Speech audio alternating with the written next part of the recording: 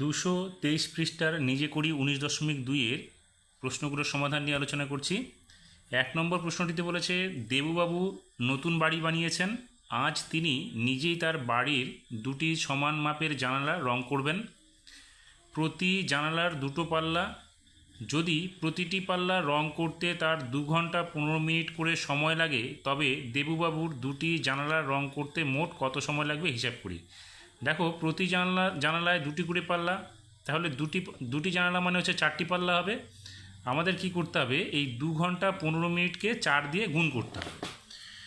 তবে 2 ঘন্টা 15 মিনিটকে 4 দিয়ে গুণ করলে কি হবে, 4 দিয়ে 15কে গুণ করলে 4 5 20 শূন্য, হাতে থাকবে 2, 4 1 4 আর 2 হচ্ছে 6, তাহলে এটা হলো মিনিট।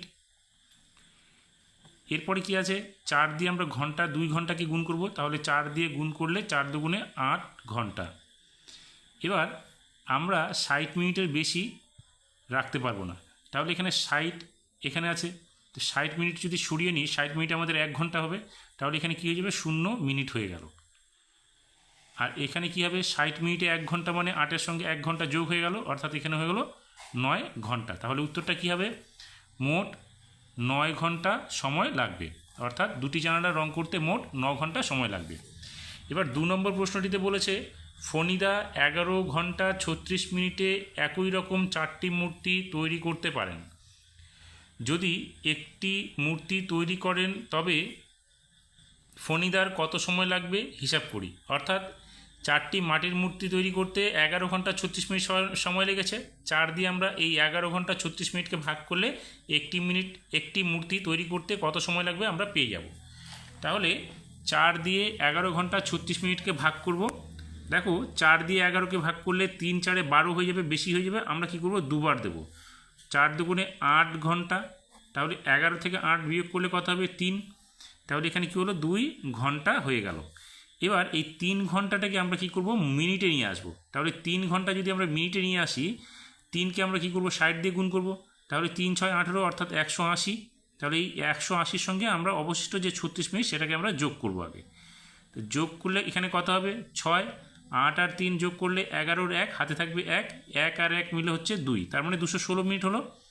এই 216 মিনিটকে আমরা কি করব, আবার 4 দিয়ে ভাগ করব। তাহলে 4 দিয়ে ভাগ করে দেখো, 4 5 20 হলো এখানে।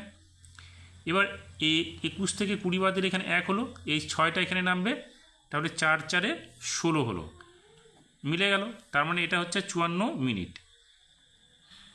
তার মানে 4 দিয়ে 11 ঘন্টা 36 মিনিটকে ভাগ করলে কি হলো, 2 ঘন্টা 54 মিনিট। অর্থাৎ একটি মাটির মূর্তি তৈরি করতে সময় লাগলো কত, 2 ঘন্টা 54 মিনিট সময়।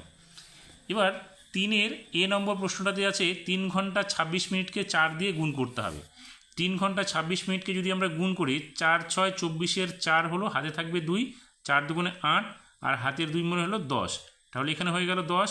এর 4 দিয়ে 3কে গুণ করলে 3 4 12, তাহলে কি হলো, 12 ঘন্টা 104 মিনিট।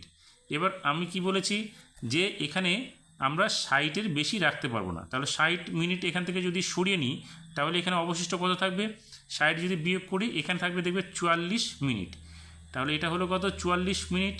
আর এখান থেকে 60 মিনিট সরে যাওয়া মানে হচ্ছে 1 ঘন্টা হয়ে যাওয়া, তাহলে 12-র সঙ্গে 1 যোগ করলে এখানে হয়ে যাবে 13 ঘন্টা।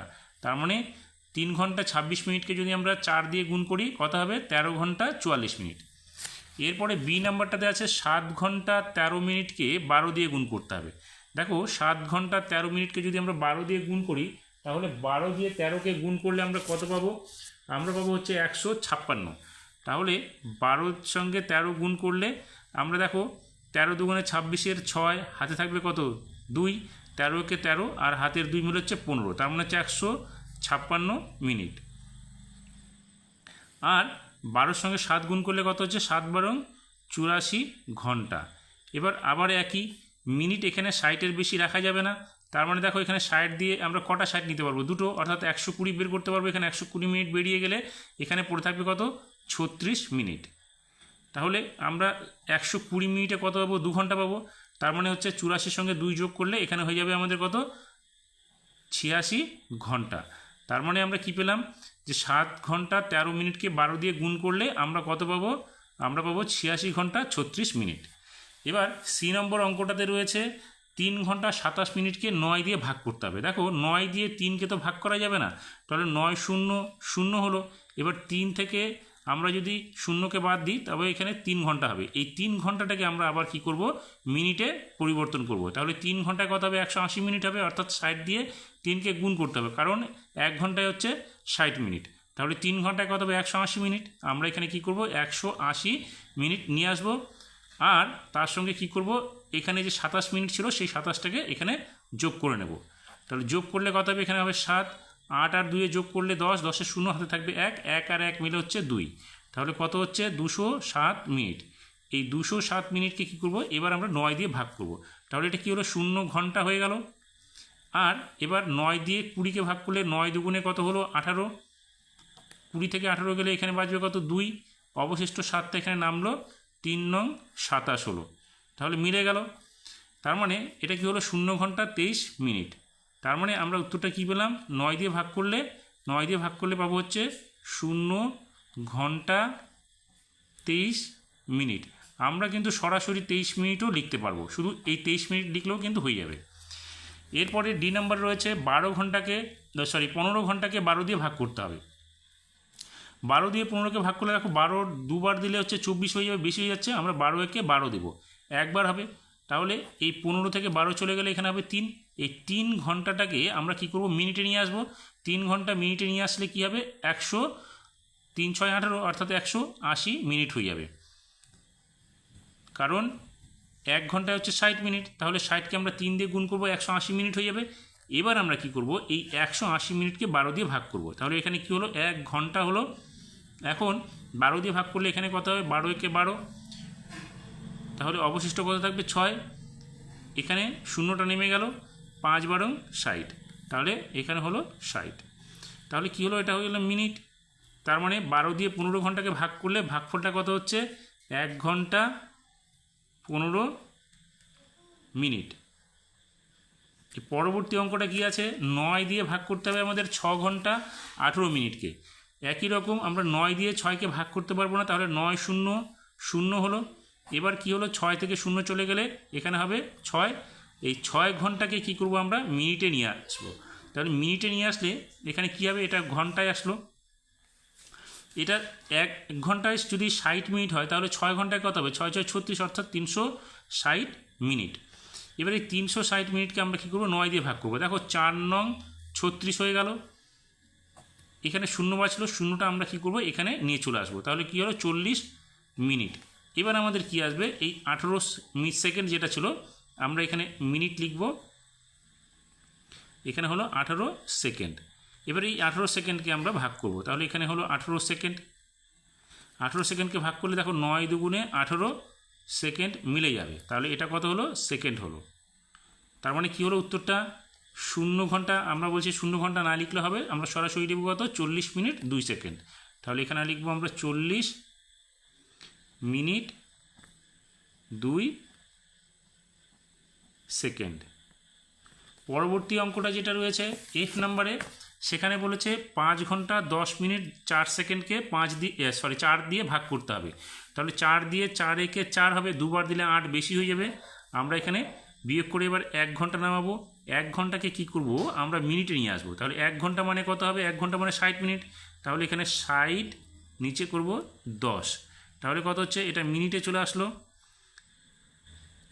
তাহলে কত হচ্ছে, 60 আর 10 মিনিট হচ্ছে 70 মিনিট।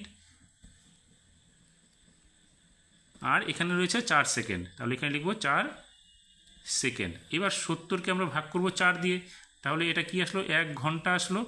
তাহলে দেখো 4 বার দিলে 4 দুগুণে 8 হয়ে যাবে, বেশি যাচ্ছে, আমরা 1 বার দেবো। 4 একে 4 হলো, বিয়োগ করে এখানে কত হবে, 3। পরবর্তী শূন্যটা এখানে নামলো, 4 সাথে 28 হলো। এখানে বাঁচলো কত, 2 মিনিট। এই 2 মিনিটকে আমরা নিয়ে যাবো কত, সেকেন্ডে নিয়ে যাব। তাহলে 2 মিনিট, 1 মিনিটে 60 সেকেন্ড, তার মানে 2 মিনিট হচ্ছে 120 সেকেন্ড। তাহলে এখানে 120 আর যোগ করব 4, কত হবে, 124 সেকেন্ড। তাহলে এটা হয়ে গেল 24 সেকেন্ড। আর এখানে আমরা কি লিখব, মিনিট লিখব। এইবার 4 দিয়ে যখন ভাগ করব, তাহলে এটা কত হচ্ছে, 3 4 12 হচ্ছে, এখানে অবশিষ্ট থাকলো 4। তাহলে 4 দিয়ে ভাগ করলে 4 একে 4 হলো, মিলে গেল। তার মানে কত হচ্ছে উত্তরটা আমাদের? উত্তরটা হচ্ছে 1 ঘন্টা 17 মিনিট 31 সেকেন্ড। এটা হয়ে গেল সেকেন্ড। এরপরে জি নম্বর অঙ্কটাতে রয়েছে গুণ করতে হবে, সেটা 2 ঘন্টা 32 মিনিট 41 সেকেন্ডকে 3 দিয়ে গুণ করতে হবে।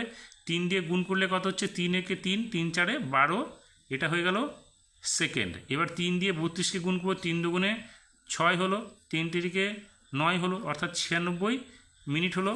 3 দিয়ে 2কে গুণ করলে 3 দুগুণে 6 ঘন্টা হয়ে গেল। আমরা কি করব, এখানে 100, এখানে 60-এর বেশি আছে, 60 এখানে দুটো বের করতে পারবো, অর্থাৎ 6 দুগুণে 20, অর্থাৎ 120 সেকেন্ড বের করতে পারবো আমরা। তাহলে 120 চলে গেলে এখানে কত থাকবে? 3 সেকেন্ড। এবার এই 120 সেকেন্ড যে আমরা বের করলাম, 120 সেকেন্ডে কত হবে? 2 মিনিট হবে। 2 মিনিট আমরা 96 সঙ্গে যোগ করলে এখানে হয়ে যাবে 98 মিনিট, আর এখানে হবে 6 ঘন্টা। এবার আমরা 3 সেকেন্ডটা এখানে রেখে দিচ্ছি। এবার কি করব, এখান থেকে 60 মিনিট বের করতে পারবো। তাহলে 60 মিনিট বিয়োগ করলে এখানে কত থাকবে? 38 মিনিট।